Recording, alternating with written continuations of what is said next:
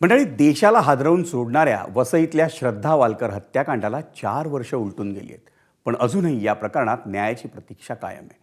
श्रद्धाचा live in partner Aftab पुनावालानं श्रद्धाची हत्या करून तिच्या मृतदेहाचे तुकडे केल्याचा आरोप आहे. पण गेल्या 4 वर्षात या प्रकरणात खटल्याची सुनावणी संथ गतीनं सुरू असल्याचं बोललं जात आहे. आरोपीला एमएच्या परीक्षेसाठी सुनावणीला गैरहजर राहण्याची मिळालेली परवानगी, त्याआधी दातांच्या उपचारांसाठी आणि मानसोपचार तज्ज्ञांच्या सल्ल्यासाठी मिळालेल्या सवलती याकडेही आता बोट दाखवण्यात येत आहे. याच कारणांमुळे खटल्याची सुनावणी लांबणीवर पडत असल्याचा आरोप श्रद्धाच्या कुटुंबियांकडून करण्यात येतोय.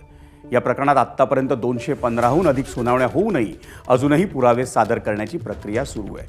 आपल्या लेकीच्या हत्या प्रकरणात न्यायाची वाट पाहत श्रद्धाच्या वडिलांचं निधन झालं. तिच्या आजीचंही खटल्यादरम्यान निधन झालंय. दरम्यान या प्रकरणात पुरावा म्हणून जतन करण्यात आलेले श्रद्धाचे अवशेष अजूनही तिच्या कुटुंबाच्या ताब्यात न दिल्यानं तिच्यावर अंत्यसंस्कारही होऊ शकलेले नाहीत. या पार्श्वभूमीवर आरोपीला वारंवार दिल्या जाणाऱ्या सवलतींवर श्रद्धाची आत्या राजल नाईक यांनी प्रश्नचिन्ह उपस्थित केले.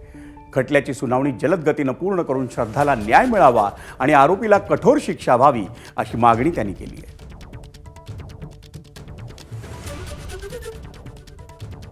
फास्ट ट्रॅक वरती तुम्ही बोलता आणि फास्ट ट्रॅकचा अर्थ काय? आज 5 वर्ष झाली. हे फास्ट ट्रॅक असतं असं असं नसतं फास्ट ट्रॅक वरती. माझं म्हणणं एवढंच आहे की तुम्हाला जर न्याय द्यायचा असेल तर आम्हाला तारखेवर तारीख का देतात आहेत? त्याला त्याला एक्झाम द्यायची. काय एक्झाम द्यायची? जर त्याला फाशीची शिक्षा द्यायची आपल्याला तर त्याला शिक्षण देण्याची गरज काय? आज मला हेच कळत नाहीये. मला ह्याचं उत्तरच मिळत नाहीये की तुम्ही त्याला शिकवण्यासाठी वेळ देतात आहेत आणि आपल्याला इथे आपण इथे न्यायासाठी फिरतोय की त्याला फाशी द्यावी.